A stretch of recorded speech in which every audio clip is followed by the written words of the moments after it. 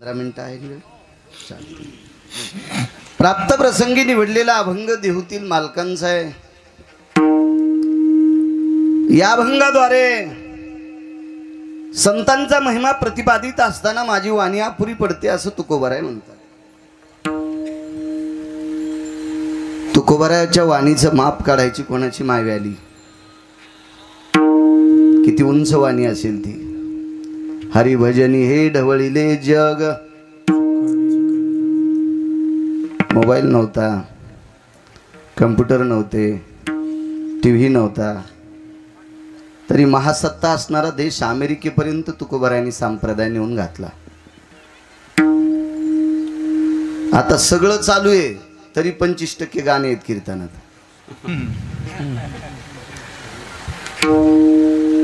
एक जण म्हणे अमेरिकेत संप्रदाय कसा जाईल. तू तितकं वाचिलच नाही सुमळ्या, तुला काय माहिती आहे. कारण पद्मश्री शंकर बापू आपेगावकर अमेरिकेत गेले. हा तुकोबारायचा पुरुषार्थ आहे जिजा. हा ज्ञानोबारायचा पुरुषार्थ आहे. शंकर बापू आपेगावकर एका काळ्या मातीत लहानशा खेड्यात जन्माला आलेलं वारकरी संप्रदायातलं गोडसरत्न, जिथं अमेरिकेत ज्यांच्या नावाचा जय जयकार केला जातो ते तुकोबारायचा प्रसाद आहे. तो ज्ञानोबारायचा प्रसाद आहे. बापू ज्या वेळेला विमानतळावर उतरले त्यावेळेला बापूंच्या हातातला पकवात घेण्यासाठी हजारो माणसं धावले असतील. दिला नाही पकवात, वेगाच सांगतोय.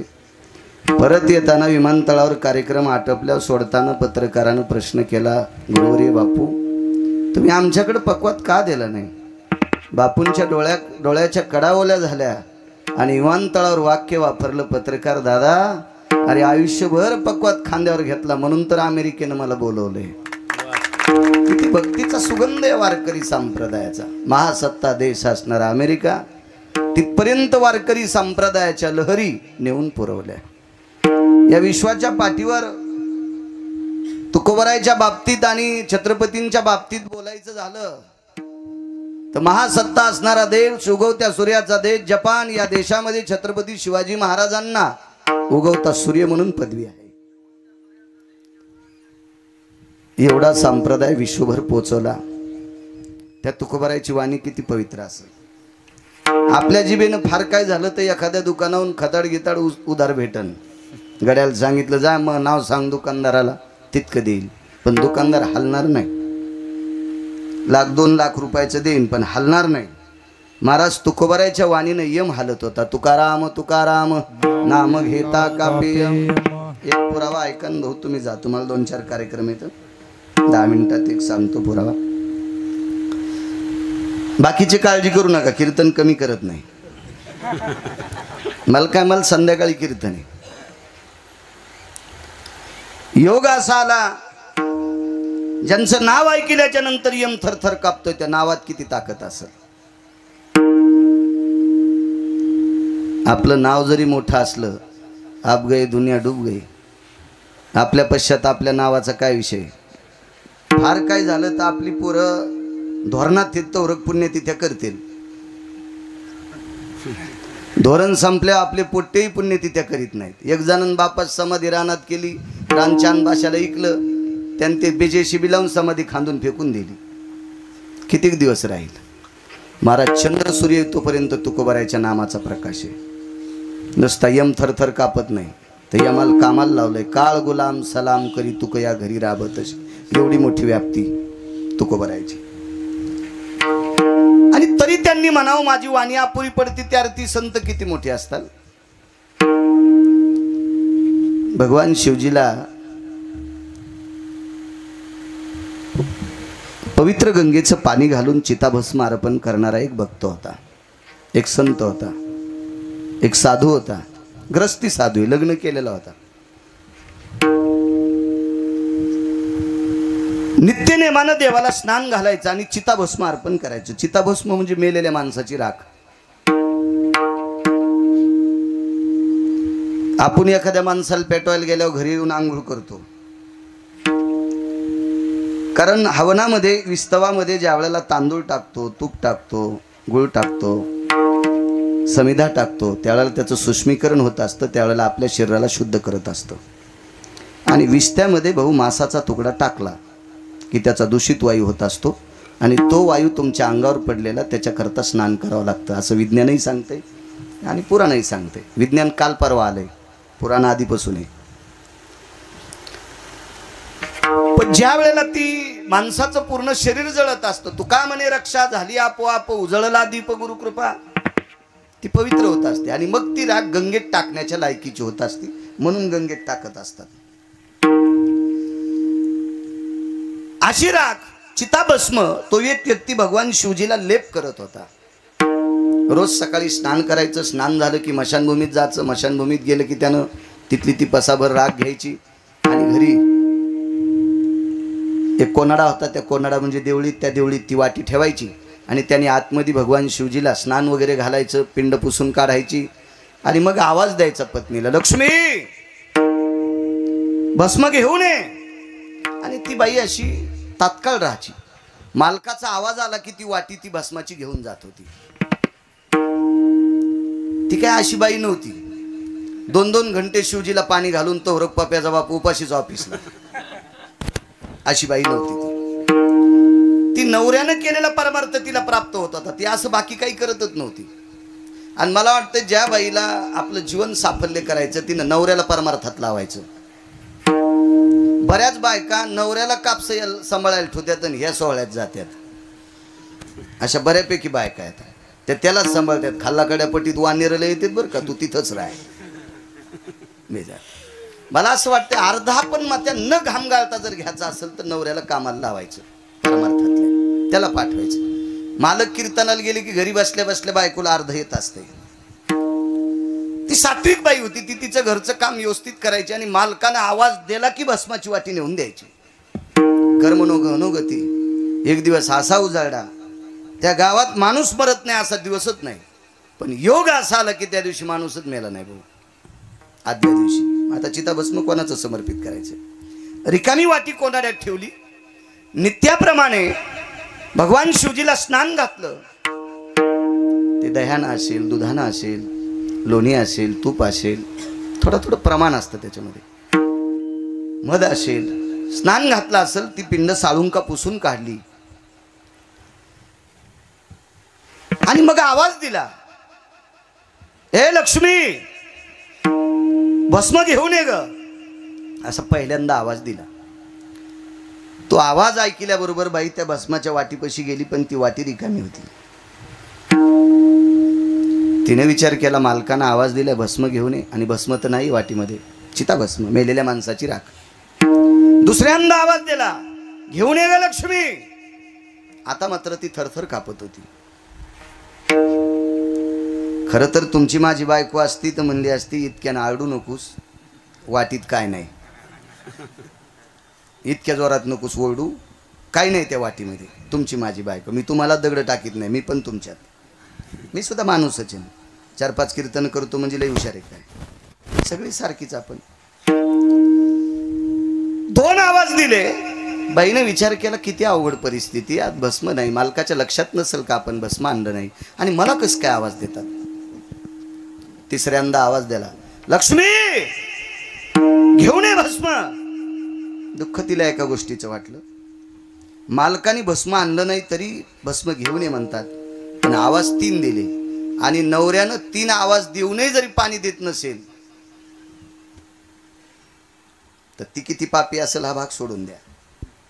पण धर्मसिद्धांत असा सांगतो, पतिव्रता धर्म असा सांगतो की मालकाचे 3 आवाज जर मातीत जात असतील तर पतिव्रता धर्म मातीत जात असतो.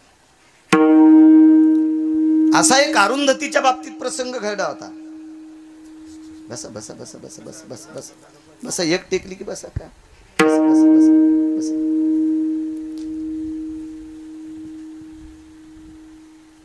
अरुंधतीला पाहण्यासाठी तिचे होणारे पती आले. चूक बोलतोय, अरुंधतीचे वडील आणि अरुंधती होणाऱ्या मालकाकडे गेल्या. त्यांना काही प्रश्न करायचे होते. मी काही लग्न करण्यासाठी तयार नाही, आणि जरी बाबांचा आग्रह असल्यामुळे मी करते, पण माझे काही नियम आहेत, ते तुम्ही मान्य करत असाल तर मी तुम्हाला येऊन पुछते. आपल्यासोबत ज्याचं लग्न लागणार आहे त्या व्यक्तीनं भाऊ 3 चटाया टाकल्यात. तो होणारा नवरा आहे. एक सासऱ्याला टाकली, एक स्वतःला टाकली आणि एक होणाऱ्या पत्नीला चटई टाकली आणि आवाज दिल्याबरोबर सांगितलं बसा. रामेश्वर बुवा बसा म्हटल्याच्या नंतर सासरा बसला, स्वतः ती व्यक्ती बसली, पण होणारी बायको कशी बसेल? ती जुन्या काळातली स्त्री होती ना. दुसऱ्यांदा आवाज दिला, अहो बसा. तिने विचार केला, आपले होणारे पती आहेत, आपल्या वडिलांनी याच्याशी पाणी ग्रहण करायचं सांगितलंय आणि यांनी आसन टाकल्याच्या नंतर आपण जर बसलं भाऊ तर सेवा घेतल्याचं पाप लागते, बसणार नाही. तिसऱ्यांदा आवाज दिला, अहो बसा की तुम्ही. त्या चटईवर जर बसलं तर सेवा घेतल्याचं पाप लागतं 1, आणि नाही बसलं तर नवऱ्याची आज्ञा मोडण्याचं पाप लागते 2. मग करायचं काय? तो पुरुषाचा अंग अर्धा असतोय. अर्धांगी पार्वती सुमनाच्या माळा अर्धांगी, किंवा वामांगी रखुमाई दिशे दिव्य शोभा, अर्धांग पुरुषाचे. तिने एक हात त्या चटईवर टेकला नुसता आणि आपण स्वतः खाली बसली. खाली बसली याचा अर्थ नवऱ्याची सेवा घेतल्याचं पाप लागत नाही आणि त्याच्यावर त्या बाजूचा हात ठेवलाय म्हणजे आज्ञाभंग केली नाही. हे दोन्ही याच्यातून ती सुख मोकळी सुटते. तिला अरुंधती नावाची साध्वी म्हणतात. तसं संकट या धीवराच्या पत्नीवर आलं. तो कुळानं धीवर होता. आवाज दिला, लक्ष्मी पाणी भस्मांग. तिनं कापूर काय असेल तो पेटवला आणि त्या कापरामध्ये जोहार करून घेतलं. तीन आवाज देऊनही आपली पत्नी भस्म आणत नाही. नंतर मंदिराच्या गाभाऱ्याच्या बाहेर आल्यावर त्याच्या लक्षात आलं काल कोणी मेलच नाही, त्याच्यामुळं पेटवलंच नाही, अंत्यविधी झालाच नाही. मग चिताभस्म कुठून? आणि मग लक्षात आलं आता करावं काय. त्यावेळेला तुळशी वृंदावनाच्या समोर आला, त्यावेळेला राखाचा ढिगल पडला होता. आणि मग लक्षात आलं आपल्या पत्नीनं स्वतःचं जोहार करून घेतलंय आणि त्याच्यामध्ये अशी वंजळ घातली आणि ती वंजळभर राख त्या कटोऱ्यात खापराच्या टाकली आणि त्या आतमध्ये कटोरं नेऊन भगवानजीच्या शिवजीच्या समोर बसले आणि ते भस्म असं लावलं. महाराज भस्म लावल्याबरोबर ती एवढी साधना तपाला गेली तर प्रत्यक्ष जाज्वल्य भगवान शिवशंकर प्रगट झाले. उभं राहिले, त्याला आलिंगन दिलं, हृदयाशी हृदय लावलं आणि त्याला सांगितलं काय पाहिजे ते माग. पण योग असा आला आता त्यानं जी मुठभर भाऊजी राख उचलली होती त्या राखेमध्ये त्याच्या पत्नीचे काकणं जशाला तसे आलते. मोठ्या माणसांचं वाक्य सतीनं देखे आग्न, सतीनं देखे आग्न. काही काही वस्तू सतीच्या पतिव्रतेच्या जळत नसतात. रुक्मिणी नावाची एक स्त्री होऊन गेली. खानदेशमध्ये ढवळेवीर नावाचं गाव आहे. त्या ढवळेवीर नावाच्या गावामध्ये रुक्मिणी नावाची माऊली होऊन गेली. जीवनभर ज्ञानेश्वरी आणि गाथा वाचिला. याच्या व्यतिरिक्त तिळाची काही साधना केलेली नाही.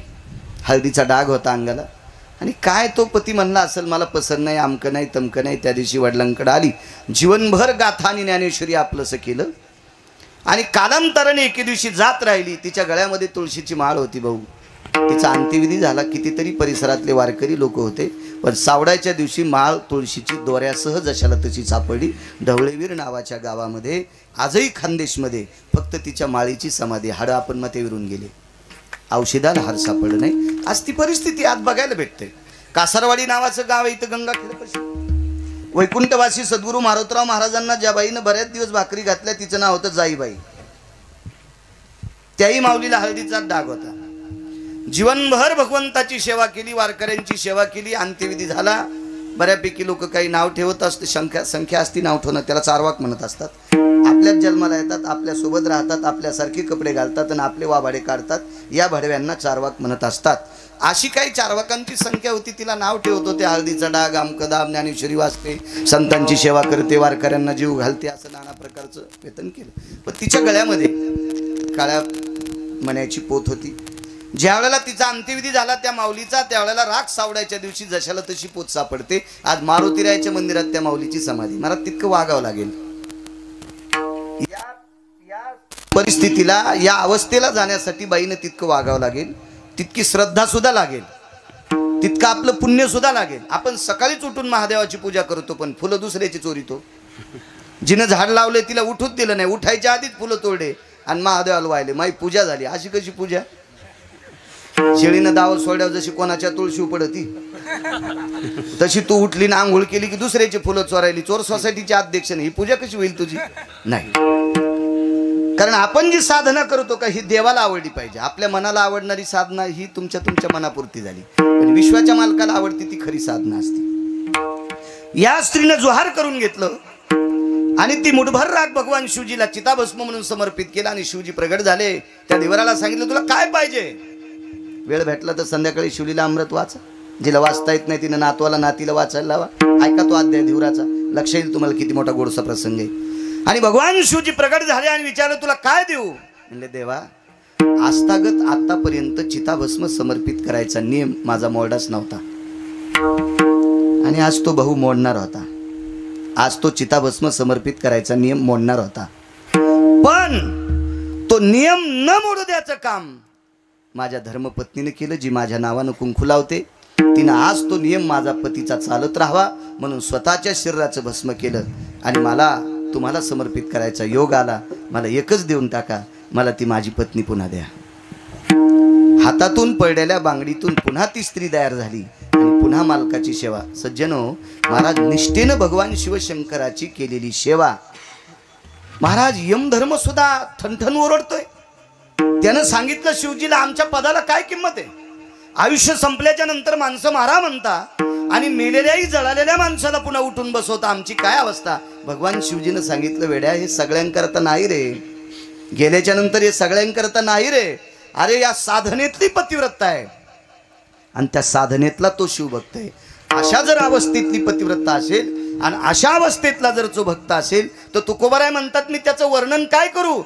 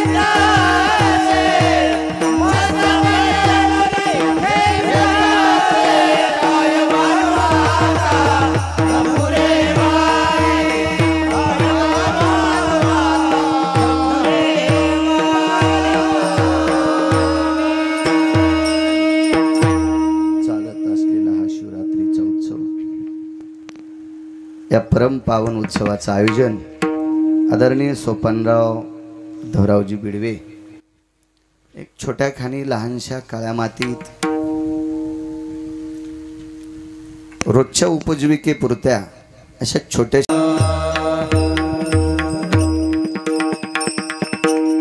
संतांचा महिमा आहे.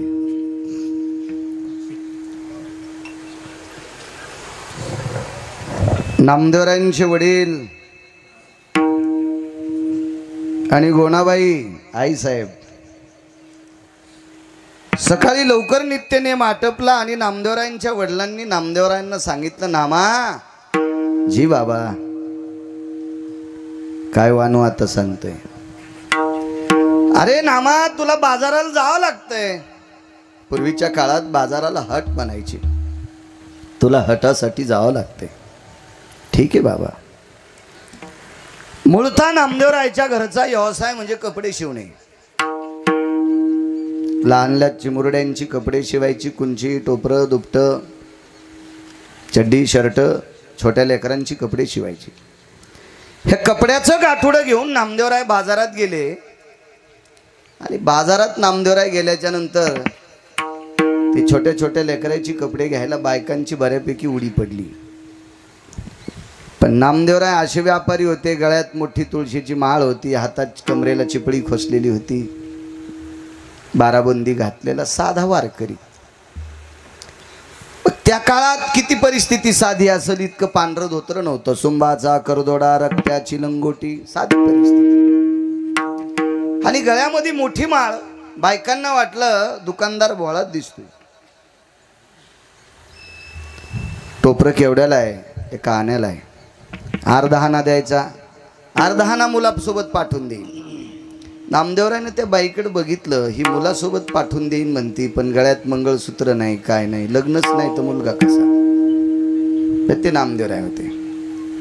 एका बाईनं शर्ट घेतलं, त्या शर्टाचे पैसे म्हणे मालकाकडे पाठवून देईल, आणि कपाळाला बुक्का होता.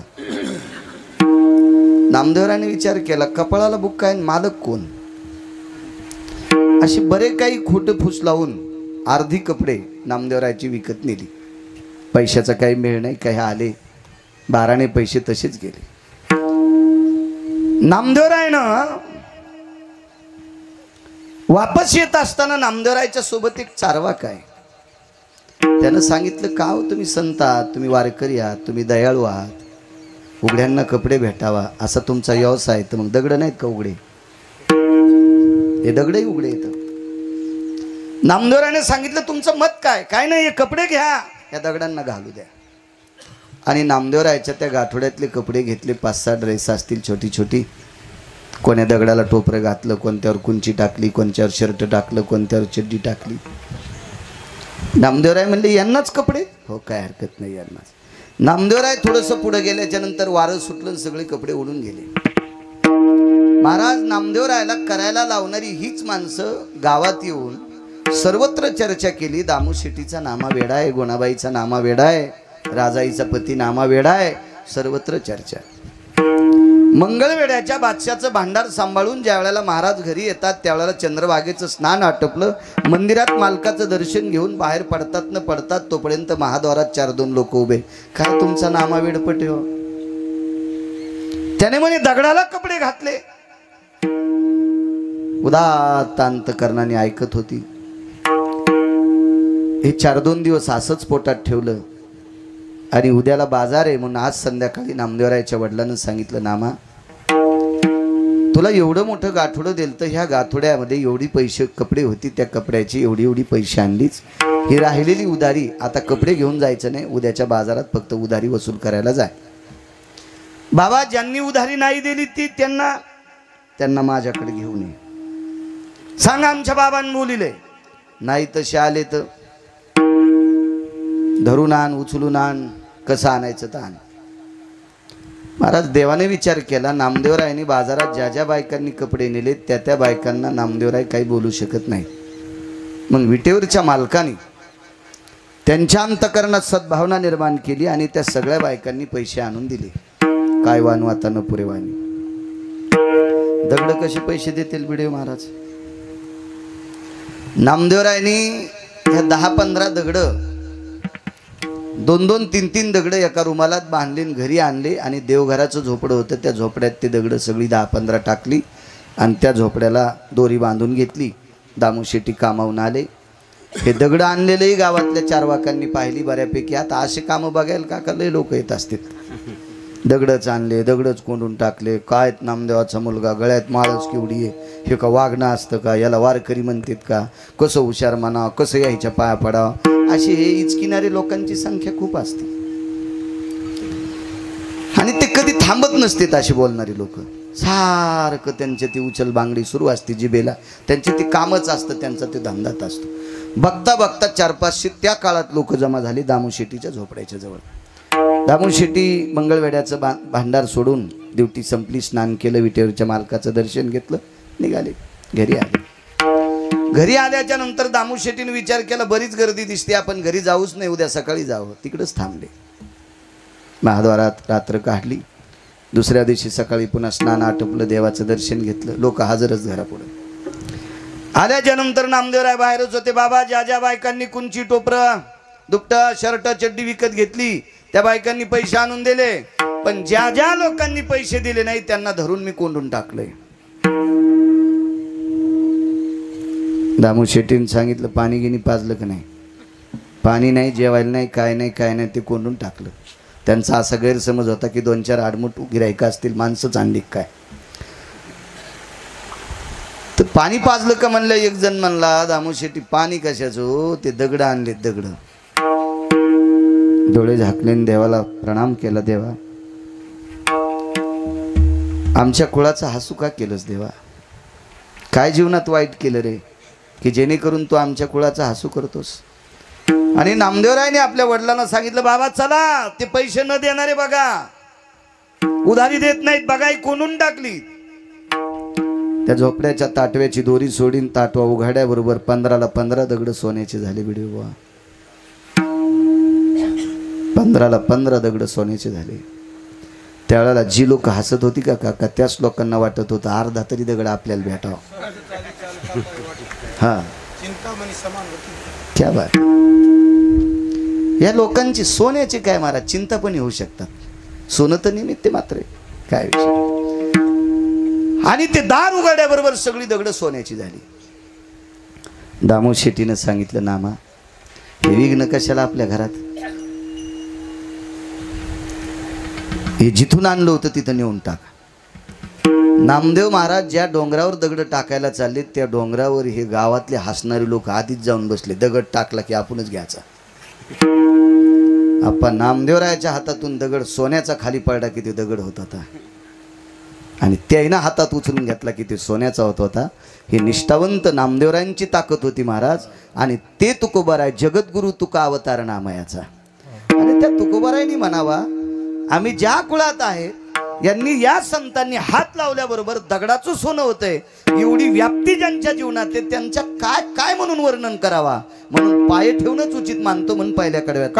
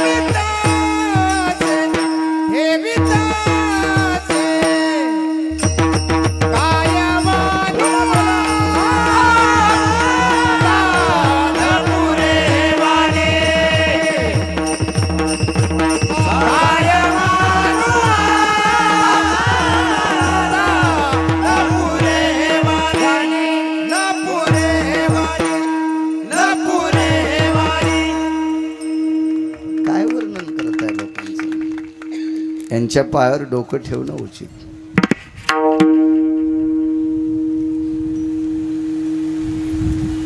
मग कोणाला म्हणायचं संत महाराज. वैराग्याचं टोक ज्याच्या पूर्वी जन्माला आलं त्या व्यक्तीचं नाव होतं वाली आणि पुत्राचं नाव होतं अंगद. वाली या संत यादीत येऊ शकत नाही. दोन टोक पहा. कृतात्रता युगात वालीच्या पोटी अंगद जन्माला आला आणि द्वापार युगात अर्जुनाच्या पोटी अभिमन्यू जन्माला आला. संत म्हणायचं कोणाला? कसे होऊ शकतात संत? गळ्यात माळी घातल्या म्हणजे संत का? टिळा टोपी माळा हे तो देवाचे गबाळ वारी करतो म्हणून संत का? नाही. ज्ञानोबाराय तुकोबारायच्या सोहळ्यात गाडीचे ड्रायव्हर बऱ्यापैकी मुसलमान आहेत आणि 20 वर्षापासून त्याचे टर्क वारीला येतं. हे कसे वारकरी होऊ शकतील? नाही नाही. महाराज, एखादा व्यक्ती सतत पंढरपूरला जाऊ येऊ करतो म्हणजे वारकरी आहे का? झाडावरी मुंगळा करीवेर झारा तैशा करी वाऱ्या पंढरीच्या. बरेच मुंगळे खालून शेंड्यावर जाते आणि शेंड्याहून पुन्हा खाली बुडाली येते. हे कसा वारकरी ठरण? वारकरी तत्व सांभाळतो तो वारकरी असतो. नेमकं महाराज म्हणायचं कोणाला? महाराज अंगद ज्याच्या पोटी जन्माला आला तो सामान्य पुरुषार्थी नव्हता. पंढरपुरातल्या मालकाला त्याला मारण्यासाठी लपून मारावं लागलं. सरळ सरळ मारता येत नव्हतं प्रभू रामचंद्राला. इतका एवढा वाली प्रभावशाली होता महाराज. या विश्वावर अधिराज्य निर्माण करणारा 14 चौकड्याचं राज्य ज्याच्याकडे असा रावण ज्यानं बगलामध्ये 4 दिवस ठेवला तो वाली किती मोठा असेल. पण महाराजांच्या यादीत येऊ शकत नाही. आणि अर्जुन अभिमन्यूला जन्म झाला. दोन्ही ग्रस्ती येत पण अर्जुन महाराजांच्या योनीत मर्यादित येऊ शकतो. कारण ही भजन करत होती. पांडवांनी वनवासात पण भजन केलं काकडे बुवा. पाहते पांडव अखंड वनवासी पाहते पांडव अखंड वनवासी पाहते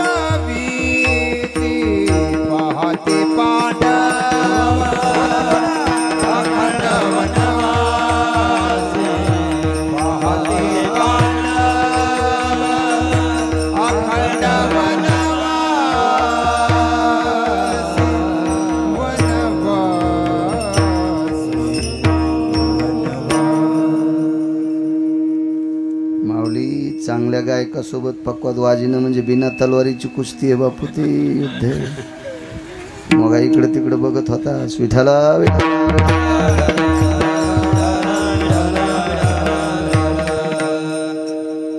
हे यायचं गाणं म्हणजे सोन्याचं दुकान आहे राजा. आपलं चलत तिकडे झलक दिखला आजा. चांगली चांगली माणसं असतात. पांडव वनवासात भजन करत होते. काय वाणू आता न पुरे वाणी. विराट राजाच्या घरी नष्टचर्या चालू. नष्टचर्या म्हणजे रामेश्वर बुवा अत्यंत भिकारचोट काम. खाली पडलेलं नष्टचर्या. किती मोठा धर्मराजा. या पवित्र भारत देशाचा राजा. पण हिसाब करायला बसावं लागलं. चार्टेड अकाउंटंट कंक. किती मोठा तो. काय भीमाचा पुरुषार्थ असल. तिथे कडीला वडनाला फोडणी द्यावी लागली. ज्या बाईला 48,324 दाशा होत्या तिला शेण काढावं लागले.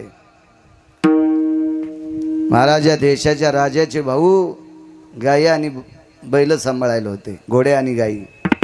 बैल घोडे गाय. नकुल सहदेव. पहा साधूचा पुरुषार्थ. विराट राजाच्या घरी अर्जुन आला पांढऱ्या रंगाची साडी नेसावं लागली. अर्जुनासारखा पुरुषार्थी जगात कोणी नाही. नर आणि पंढरपुरातला मालक नारायण. आपण अर्जुनाच्या यादीत का नाही? देव सुद्धा अर्जुनाच्या यादीत का नाही? कारण आपल्या छातीवर वक्षस्थळावर खोटे का होत नाही, स्तन आहेत, ते अर्जुनाला नव्हते. म्हणून 100% पुरुषार्थ. एवढ्या मोठ्या अर्जुनाला साडी नेसावं लागली.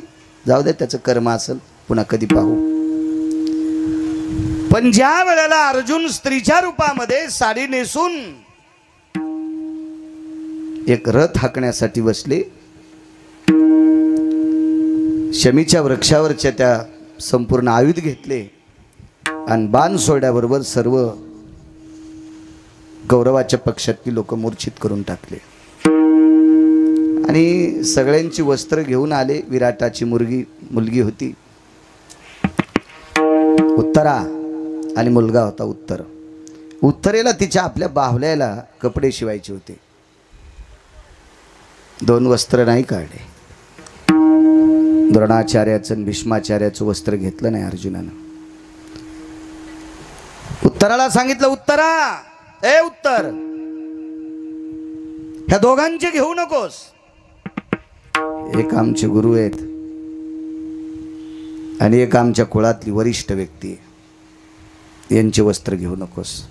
कोणाला म्हणायचं महाराज? आणि का त्यांच्या पायावर डोकं ठेवायचं त्यांचं वर्णन करण्यापेक्षा याचा पुरावा आहे का? विराट राजाला आनंद वाटला. ते 12 महिने संपून गेलते. 2.5 पावणे 3 दिवस शिल्लक होते. पंढरपुरातल्या मालकानं सरस्वतीची विनंती केली आणि सरस्वतीला सांगितलं, पंचांगातल्या अक्षराचा बदल कर. त्याला 13 दिवसाचा पंधरवाडा म्हणतात. नाही तर ते 2.5 दिवस पांडवाला पुन्हा 12 वर्ष वनवास आणि 1 वर्ष अज्ञातवास झाला असता. कृपा मालकाची. विराट राजा प्रसन्न झाला आणि प्रसन्नपणात अर्जुनाला सांगितलं, अर्जुना, माझी उत्तरा तुम्हाला देऊन टाकतो. उत्तर पुत्र होता आणि उत्तरा कन्या होती. महाराज, साधू तो कसं आहे ते लक्षात घ्या.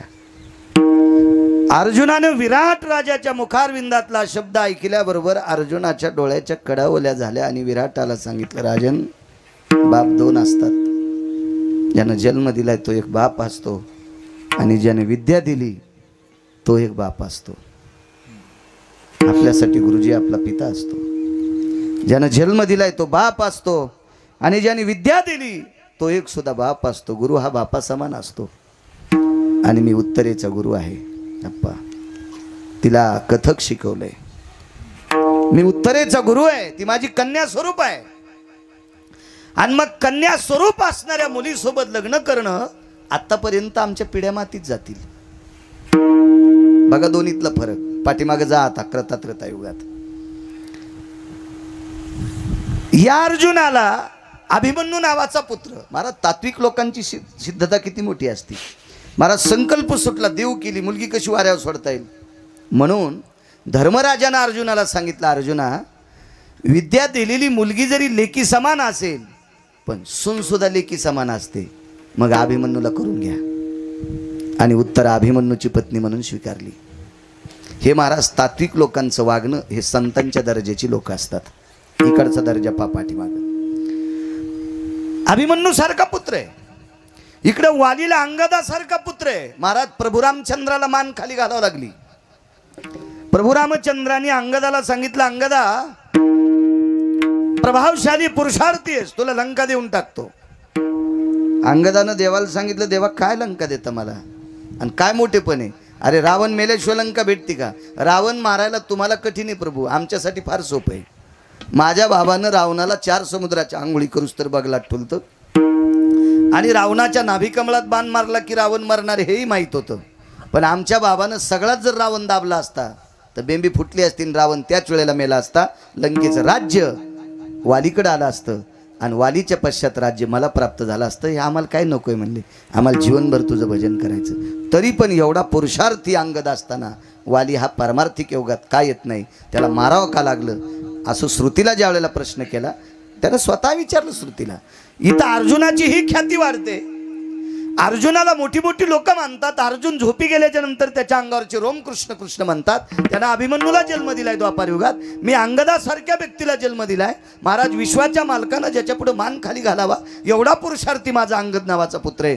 पण मी साधूच्या यादीत का येत नाही? तर अर्जुन साधूच्या येण्यासाठी बहुती तपश्चर्या ते वागणं होतं. आणि वालीची तपश्चर्या का भंग? तर वालीनं लहान्या भावाची पत्नी हरण केली. तुम्ही नका पंढरपूरला जाऊ, नका पैठणला जाऊ, नका देहूला जाऊ, नका आळंदीला जाऊ. ज्याला उस पायत कळतंय ते जगातला एक नंबरचा वारकरी. तुम्ही किती मोठ्याल्या माळी घालान, काही करान, कुठून इथून गंध इथरोक लावा, पुन्हा आडवे पण लावा, काय करायचं असेल ते करा. तुम्हाला नियम पाळता येत नाहीत, तुम्ही संप्रदायात नाहीत. श्रुतीनं सांगितलं, श्रुती ही जगातली पहिली पत्रकार आहे. तिनं वालीला सांगितलं, वाली महाराज, लहान्याला मोठ्या भावाची पत्नी आई समान असावा आणि लहान्याला नीतिसूत्राच्या श्रुतानुसार मोठ्याला लहान्याची पत्नी ही लेकी समान असावा. आणि लेकी समान असणाऱ्या सुग्रीवाच्या पत्नीला ज्यानं हरण करावा तो वारकऱ्याच्या यादीत नाही, तो महाराजाच्या यादीत नाहीत. महाराजाच्या यादीत पांडव होते. महाराज किती मोठा पुरुषार्थ त्यांच्या जीवनात. संकल्पित झालेली कन्या टाकून दिली तरी पुरुषार्थ मातीत जात होता. लग्न केलं असतं तरी पुरुषार्थ मातीत जात होता. टाकून दिली नाही, लग्न केली नाही, लेक म्हणूनच सून म्हणून घरात आणली. हा पुरुषार्थ पांडवाचा आहे. अशा पवित्र निष्ठावंत पांडवांचं वर्णन करण्यापेक्षा नमस्कार करणं काय उचित आहे? म्हणून पहिल्या कवितेत म्हणतात, कायवानो आता पुरे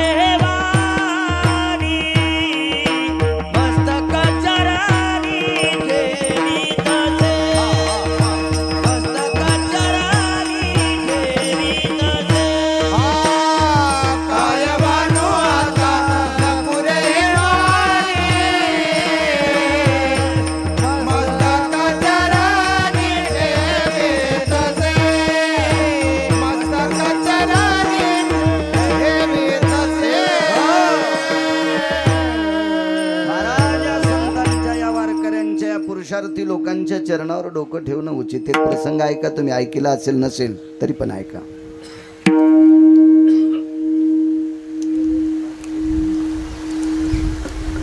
एकदा पांडवांचं युद्ध चालू असताना कर्णाच्या रथावर एक सर्प आला. महाराज लोक किती पुरुषार्थी आहेत. यांचं नुसतं सकाळी स्नान करताना 11 वेळेस नाव घेतलं तरी पंढरपूरच्या 10-5 वाऱ्या केल्याचं पुण्य प्राप्त होते. इतके पुरुषार्थी लोक आहेत, इतके पुरुषार्थी. पण आपल्यालाही पुरुषार्थी सापडत नाहीत, आपल्याला भंगिरीच सापडत आहेत. त्याच्यामुळे हाय ते पुण्य आपलं मातीत जातं. महाभारतातल्या 24 लोकांचं नाव कधीच घ्यायचं नाही.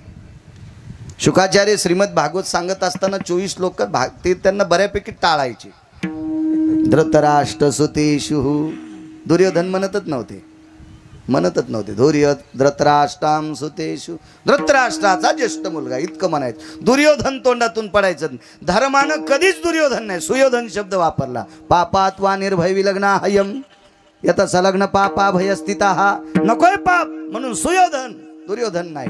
हे शकुन्या, दुर्योधन्या, दुःशासन्या, जयद्रथ्या हे भंगिरी लोक होते.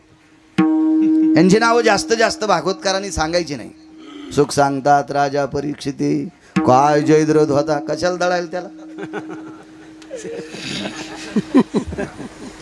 दुसरं दळणं तू, ते कशाला दळी तू? किती पुरुषार्थ करणं. कर्णाच्या रथावर एक सर्प आला. सापाचं नाव सांगता येईल? तुम्ही किती भागवत ऐकलेत आतापर्यंत? कर्णाच्या रथावर युद्ध करता करता आलेल्या सर्पाचं नाव सांगता येईल का? कुंटल कापसाच्या वाती वळल्यात तुम्ही भागवतात. त्या सर्पाचं नाव आहे अश्वसेन नावाचा सर्प.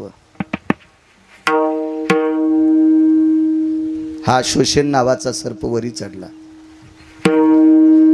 सारिणी आणि संगिनी नावाच्या 2 बहिणी होत्या. यायचा काय दोष आहे बिडे महाराज? आमच्यात लोकायला पाठ नाही. कारण काय झालंय, आमचं भागवत पाहून वाचवा सांगायचं असतंय. इति सुख सांगतात राजा परीक्षिते. अजामिळ नावाचे ब्राह्मण होते बरं का. अन काय पोहे घेऊन गेले बरं का. आणि काय ते पोहे चविष्ट होते बरं का. आणि त्या चवीला देव भुलला बरं का. आणि गाव सोन्याचा द्याला. त्याला 16,108 बायका होत्या रे. एकीला बी पोहे करता येत नव्हते काय. हा पोह्यासाठी नाही, तो एक सद्गुण वेगळा आहे. सुख सांगतात राजा परीक्षिते. काय ते बघा सुदामदेव ब्राह्मण होते बरं का. लागली फॅन चालू झाला आणि वहीचं पान पलटिलं. अजामिळ नावाचा ब्राह्मण होता बरं का. लगेच भागवत जालना सोडून संभाजीनगरला. मधात रेल्वे थांबलीच नाही जालन्याला, डायरेक्ट संभाजीनगर. असं नसतं रे सुमळ्या. सारिणी आणि संगिनी नावाच्या 2 सर्पिणी. महाराज काही देवाला सुद्धा लाजवतील इतकी पुरुषार्थी लोक होऊन गेली. देवाला सुद्धा. सारिणीचा पुत्र अश्वसेन. सारिणी नावाच्या सर्पिणीचा पुत्र अश्वसेन. इतकाच लक्षात घ्या. संगिनीचं पुन्हा पाहू कधीतरी. सगळ्या गोळ्या एकखट्या घेतल्यावर ॲक्शन येत असतं. इथं कोणी भागवत सांगत असेल त्याने हे भागवतात पाहायचं नाही बरं का. पुन्हा माझ्या नाव अंधगड फोडतात. इति श्रीमद भागवते पुराणे नैवम गिरगावकर कथितम को भवा. हा नुसता हाच होऊन जाईल. दुसरीकडे पहा काहीतरी. त्यासाठी वेगळी पुराण आहे, पण प्रसंग भागवतातला आहे. सारिणीचा पुत्र अश्वसेन नावाचा सर्प कर्णाच्या रथावर चढलाय. युद्ध अर्जुनाचं आणि कर्णाचं चालू आहे. मग अर्जुनाच्या रथावर का दिलं नाही. कारण अर्जुनाच्या रथावर अग्नीचं अस्त्र होतं आणि अग्नीच्या ठिकाणी सर्प टिकत नाही. कर्णाकडे गेला आणि कर्णाच्या कानात आवाज दिला. राजा, तुला जर इंद्रप्रस्थाचं आणि हस्तनापूरचं राज्य पाहिजे असेल तर मला मदत कर. मला अर्जुनाच्या रथावर जाता येत नाही. आप्पा इमानदारी किती होती पान. त्याला राजे म्हणतात. मला अर्जुनाच्या रथावर जाता येत नाही, पण अर्जुनाला मारण्याची ताकद माझ्यात आहे, तुझ्यात नाही. काय करावं लागेल. तुझ्या बाणावर मला बसू दे आणि तुझ्या वेगानं बाण मारल्याच्या नंतर मी त्या बाणाच्या सोबत अर्जुनाच्या अंगावर जाईन आणि अर्जुनाला चावन. दोघांचे शत्रू एकच येतो. अश्वसेन सर्पाचा शत्रू अर्जुन आहे आणि कर्ण महाराज तुम्ही कौरवाच्या पक्षात असल्यामुळे तुमचा एक शत्रू अर्जुन आहे. जय प्राप्त होईल. चंद्र सूर्य तोपर्यंत नाव राहील. अर्जुनान काय सांगावं, कर्णान काय सांगावं. कुटील, नालायक, हरामखोर. अरे सुराचं बाहुत्व, सुराचं वर्षत्व त्याच्या बाहुत असते. तुझ्यासारख्या किरडाला हातात घेऊन युद्ध नाही करणार. चल उतर खाली. श्रुतीने विचारलं अश्वसेन सर्पाला. कर्ण हा लढतोय विरोधात म्हणून शत्रू आहे. तुझा शत्रू का. सारिणी नावाची सर्पिन हवन चालू होतं. ती सावित्री नावाची सर्पिन तिथला प्रसाद ग्रहण करण्याकरता आली आणि चुकून अर्जुनानं तारुण्याच्या वयात एक चूक केली. अर्जुनानं बाणाच्या टोकावर ती सर्पिन उचलली आणि फेकल्याबरोबर ती सर्पिन हवनात पडली. पण तिच्या पोटातून जो पुत्र पडला तो अश्वसेन नावाचा सर्प आहे. त्यानं कर्णाला सांगितलं, श्रुतीला सांगितलं, श्रुती माते, माझी माय जळताना मी पाहिली. यानं जाळली माझी माय. माझी माय यानं जाळली. माझ्या देखता जाळली. मी डोळ्यानं पाहिलं माझी माय जळताना. या अर्जुनानं जाळली. याचा बदला घेण्यासाठी मला याला मारायचंय.